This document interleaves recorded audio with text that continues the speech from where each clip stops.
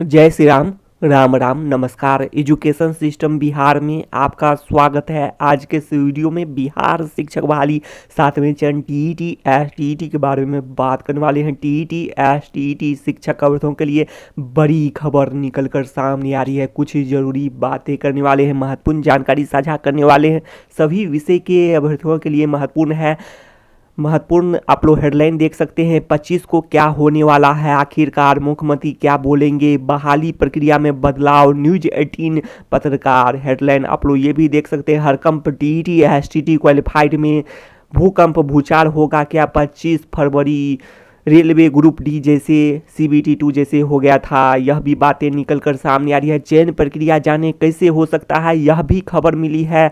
अन्य चैनलों के माध्यम से ठंड में भी पसीना छूटने वाला है। यह बातें क्या 25 को आप लोग को खबर मिलेगी, इस सब के बारे में अपडेट करने वाले हैं। तो आप लोग ये देख सकते हैं। सबसे पहले एक बार देख लेते हैं बिहार एसटीईटी में अभी के अनुसार चयन प्रक्रिया पर एक नज़र आप लोग देख सकते हैं। एकेडमिक अंक, तो ये भी बातें चल रही है और यह भी है या तो एकेडमिक अंक या फिर एसटीईटी अंक के आधार पर बहाली। अब आगे बात कर लेते हैं एक बार। तो ये भी आप लोग देख सकते हैं। ज्यादा संभावना यह भी बनती है यही एकेडमिक अंक या फिर एसटीईटी अंक के आधार पर, लेकिन बहुत होगा तो यह भी हो सकता है कि 50% एकेडमिक का अंक का वेटेज दिया जाए और 50% इसका भी दिया जाए एसटीईटी अंक का। तो ये भी हो सकता है। बहुत यदि चेंज हुआ तो अभी के अनुसार यदि बात करें तो, लेकिन आप लोग ये सभी बदलाव भी देख सकते हैं। तो ये सब बदलाव होने की पूरी संभावना बनती है। रिक्रूटमेंट बोर्ड की बात करें या फिर आप लोग ये देख सकते हैं। तो ये सभी देख सकते हैं आप लोग, रिक्रूटमेंट बोर्ड, इसके अलावा केंद्रीयकृत और ऑनलाइन बहाली, एज लिमिट और ये सब के बारे में बात कर चुके हैं। अपडेट के बारे में नियमावली 2020 में एज लिमिट और सीएस जो कंप्यूटर साइंस का जो भी है शैक्षणिक योग्यता, ये सब पर विचार कर चुके हैं, बात कर चुके हैं पिछले वीडियो में ही। तो आप लोग ये देख सकते हैं। सभी विषय के बारे में बात करें तो ये भी देखा जा सकता है। आप लोग देख सकते हैं कि जो क्वालिफाइंग मार्क्स भी एसटीईटी की बात करें तो सेम रखा गया था और यही बात है यहाँ पर भी। वेतनमान की बात करें तो सेम है। टीजीटी पीजीटी के अनुसार सभी विषय का बात करें तो चयन प्रक्रिया भी सेम ही होगा। यह बातें आप लोग ध्यान रखें, चयन प्रक्रिया सेम होगा। इससे साफ कह सकते हैं कि चयन प्रक्रिया तो सेम होना ही चाहिए। सभी विषय का बात कर रहे हैं। सभी विषय का एक साथ विज्ञापन 7वें चरण का भी आ सकता है और आना भी चाहिए, क्योंकि वरीयता की बातें हैं यहाँ पर। एक विषय वैसे सीनियर जूनियर का मामला हो जाएगा। कुछ विषय के अभ्यर्थी सीनियर हो जाएंगे और कुछ विषय के अभ्यर्थी साफ जूनियर हो जाएंगे। तो इसीलिए एक साथ ही विज्ञापन भी 7वें चरण का आएगा। उसके अलावा आप लोग ये सभी जानकारी देख सकते हैं। बहाली प्रक्रिया में बदलाव, न्यूज 18 पत्रकार। 7वां चरण बड़ी बदलाव के साथ 25 को सूबे की मुखिया करेंगे बड़ी घोषणा, न्यूज 18 पत्रकार। जैसे छठे चरण गुरुजी बने हैं वैसे 7वें चरण वाले गुरुजी नहीं बनेंगे। रास्ता सीधा हो सकता है पर कहीं ना कहीं आपको उस रास्ता से दायां बायां हो सकता है। तो यही सबसे बड़ी खबर कही जा सकती है, दायां बायां। तो ये क्या है? अच्छी खबर है। अच्छी खबर तो ये है कि 7वां चरण आ सकता है। तो ये अच्छी खबर तो मान सकते हैं आप लोग, घबराना नहीं है। तो क्या होगा दायां बायां जिससे घबराना नहीं है? और इसे घबराने से भी टीईटी एसटीईटी क्वालिफाइड अभ्यर्थी क्या कर सकते हैं? घबरा कर भी सामना तो करना ही पड़ेगा।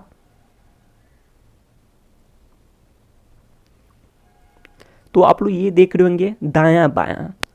तो इसको एक संभावना के तौर पर बात करते हैं, विचार करते हैं, तर्क के साथ जानते हैं। इससे तो संभावना यह भी बनती है कंप्यूटर साइंस, सोशल साइंस विषय जिसमें अभ्यर्थियों, क्वालिफाइड अभ्यर्थियों की संख्या काफ़ी अधिक है, इस दो विषय को छोड़कर अन्य विषय का भी रास्ता से दायां बायां किया जा सकता है। तो दायां बायां जो बातें न्यूज 18 पत्रकार के माध्यम से निकलकर सामने आ रही है, घबराना तो अलग बात है, लेकिन इससे तो यह भी संभावना बनती है अर्थात जो भी अन्य विषय के हैं इन 2 विषयों के अलावे जो नौकरी पूरी तरह से पक्की समझ चुके हैं, जैसे कि 12 मार्च को भी बताया गया, बाद में भी रिजल्ट कम ही था। अन्य विषय की बात करें तो 12 मार्च को शिक्षा मंत्री जी द्वारा भी, इसके बाद अपर मुख्य सचिव जी द्वारा भी नौकरी पक्की का आश्वासन दिया गया था। तो ये सब तो बात है ही। तो ऐसे में सभी विषय के अभ्यर्थी की बात करें तो लगभग नौकरी पक्की समझ रहे थे, और विभिन्न चैनलों के माध्यम से यह भी जानकारी दी जाती थी कि ये नौकरी पक्की ही है, क्योंकि इसमें बात करें तो रिक्तियों की संख्या काफ़ी अधिक है अन्य विषयों की बात करें तो, और उस अनुसार से बात करें तो क्वालिफाइड की संख्या अभी भी काफ़ी कम है। तो ये सभी जानकारी हैं। तो लेकिन बात करें तो जैसे कि आप लोग देखें कि यदि कुछ ऐसा होता है सुपर टीईटी या फिर इंटरव्यू का मामला हो, तो इंटरव्यू में भी आप लोग जानते हैं कि कोई भी क्वेश्चन पूछा जा सकता है, बड़े से बड़े लेवल का भी क्वेश्चन पूछा जा सकता है, जैसे कि आप लोग गणित के परीक्षा में देखे भी हैं, जैसे कि इसमें ही देखा गया है। और उसमें बात करें तो 25,000 में से अन्य विषय की बात करें तो 60% के आसपास रिजल्ट है, जबकि गणित में वैसा रिजल्ट नहीं है। वैसे 25,000 में 15,000 के आसपास ये भी क्वालिफाइड हो जाता है गणित में भी, लेकिन क्वेश्चन पेपर का लेवल बढ़ाकर IIT JEE और या फिर बात करें तो ग्रेजुएशन लेवल का कर दिया गया था गणित में। तो यह भी लेवल भी बढ़ सकता है यदि सुपर टीईटी हो या फिर कुछ हो तो ये भी जानकारी, तो ये सभी जानकारी हो सकता है यदि दायां बायां की बात करें तो। लेकिन आप लोग यहाँ पर देख रहे होंगे कि हड़कंप वाली बात तो हो भी सकती है। सभी विषय के बारे में बात कर रहे हैं तो रेलवे ग्रुप डी में भी अचानक से CBT 2 करके हड़कंप मचा दिया गया था। तो ये भी सबसे छिपा हुआ नहीं है किसी से भी।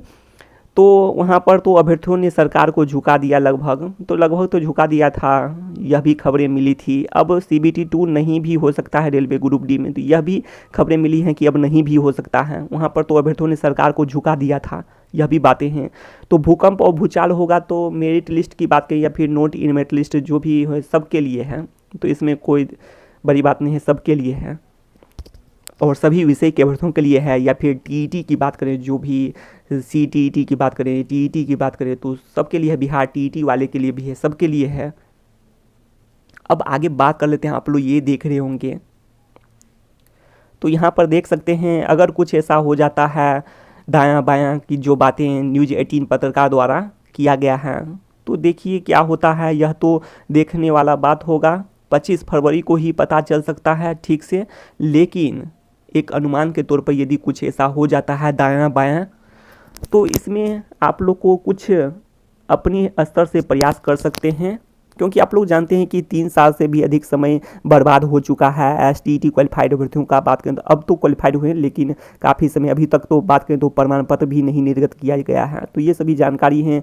तो STET के कारण बात करें तो 3 साल से भी अधिक समय, 3 साल के आसपास लगभग बात कर रहे हैं, समय बर्बाद हो चुका है।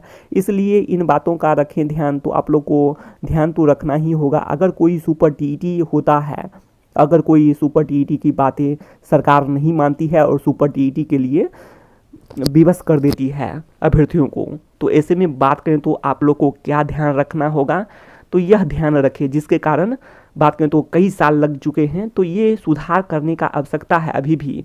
तो सबसे पहले आप लोग को सिलेबस जारी करवाना होगा, वैसे फिर से मामला लंबित हो जाएगा और उसमें भी 6 महीने का समय कम से कम बर्बाद कर दिया जाता है अभ्यर्थियों का, याचिका का चक्कर लगाया जाता है। और इसमें मालोमाल की बात करें तो जो भी हैं तो ज़्यादा बातें नहीं करेंगे, वही जो इससे संबंधित है, जिसका अपना प्रोफेशन है, तो इस पर ज़्यादा बातें नहीं करेंगे। तो आप लोग को सुधार करना होगा, साथ साथ बात करें तो नियमावली में भी सुधार करना होगा, जिससे याचिकाएं लंबित न हो, मामला लंबित न हो, और सजग रहना होगा। अब आगे बात कर लेते हैं कि क्वेश्चन पेपर लेवल। तो जैसे कि गणित में देख सकते हैं आप लोग कि 25,000 में अभ्यर्थी 25,000 के आसपास शामिल हुए थे, जिसमें से बात करें तो काफ़ी कम अभ्यर्थी क्वालिफाइड हुए। अन्य विषय के अनुसार यदि बात करें तो वैसे अन्य विषय में बात करें तो 60% के आसपास रिजल्ट कर दिया गया है। तो ये सभी हैं। तो ऐसे में बात करें तो आप लोग जान सकते हैं कि गणित में काफ़ी मामला लंबित रहा, इसमें भी मामला लंबित रहा समय तक, काफ़ी समय तक। तो ऐसे में बात करें तो क्वेश्चन पेपर का लेवल के अनुसार आप लोग सैंपल की डिमांड कर सकते हैं, मांग कर सकते हैं, जिससे कि मामला इसमें न अटके। तो ये भी है। और उसके अलावा बात करें तो गड़बड़ी की संभावना और इसके आधार पर भी देखा जाता है, इस सरकार की बात नहीं कर रहे हैं, राज्य सरकार की बात नहीं कर रहे हैं, कोई भी सरकार की बात कर रहे हैं, तो उसमें गड़बड़ी की संभावना बताकर कोई भी बोर्ड की बात कर रहे हैं, इस बोर्ड की नहीं, कोई भी बोर्ड, कोई भी विभाग, कोई भी सरकार की बात कर रहे हैं कि बार बार परीक्षा गड़बड़ी की संभावना द्वारा करवाया जा सकता है। तो ये सभी हैं, जैसे कि बात करें कि उदाहरण के तौर पर आप लोग यहाँ भी देख सकते हैं कि हो गया था 28 जनवरी 2020, हाँ यही है डेट, आप लोग देख लीजिएगा जो याद है। तो इस डेट में देख सकते हैं कि सभी परीक्षा केंद्र को रद्द कर दिया गया था 3 महीने के बाद जो भी परीक्षा हुआ था। उसके बाद में आप लोग ये भी देख सकते हैं कि 26 फरवरी को भी परीक्षा को रद्द कर दिया गया, और उसमें बात करें तो गड़बड़ी की कोई संभावना की भी बातें निकल कर नहीं सामने आई थी, लेकिन 26 फरवरी का भी परीक्षा रद्द हो गया था। तो ये हैं, तो ये सभी बातें हैं। तो इसका एक उदाहरण आप लोग जान सकते हैं कि परीक्षा भी गड़बड़ी की संभावना के आधार पर रद्द होता है। तो इसका तो कोई उपाय है या फिर नहीं है? तो इसका कोई उपाय नहीं दिख रहा है। अगर आप लोग के पास कोई उपाय है कि गड़बड़ी की संभावना के आधार पर कोई भी सरकार हो, कोई भी विभाग हो, कोई भी बोर्ड हो रद्द करे, तो कोई उपाय है या फिर नहीं है, क्योंकि इसमें मामला लंबित हुआ भी था तो वो सभी असफल हुए थे। तो ये सभी जानकारी हैं। तो आप लोग जान सकते हैं उपाय कोई नहीं है। नुकसान की बात करें तो अगर बोर्ड, सरकार, विभाग, कोई भी सरकार की बात कर रहे हैं, इस सरकार को आप लोग नहीं लें, कोई भी सरकार की बात कर रहे हैं, तो बहाली करने का मन ना हो तो गड़बड़ी की संभावना जाहिर कर परीक्षा रद्द हो सकती है। तो यह भी बातें हैं कि गड़बड़ी की संभावना करते करते परीक्षा रद्द होते रहेगा ऐसे में। तो ये सभी हैं, तो इसका तो कोई उपाय भी नहीं दिख रहा है। तो वैसे विचार करेंगे, क्योंकि इसमें मामला भी लंबित हुआ था, वो भी रद्द हो गया था, अर्थात रद्द हो गया था, अर्थात असफलता मिली थी। अब आगे देख लेते हैं। आप लोग ये देख सकते हैं एसटीटी रिजल्ट के 3 महीने के बाद डाटा फिर से बदल जाना, बोर्ड, विभाग, सरकार द्वारा रिजल्ट सीट में बड़ा बदलाव। बोर्ड हो या फिर विभाग हो या फिर सरकार, जो भी हो, लेकिन रिजल्ट सीट में बड़ा बदलाव हो गया था 3 महीने के बाद में फिर से उसे तो अर्थहीन ही किया गया। तो रिजल्ट सीट में बड़ा बदलाव, तो ये सभी जानकारी हैं।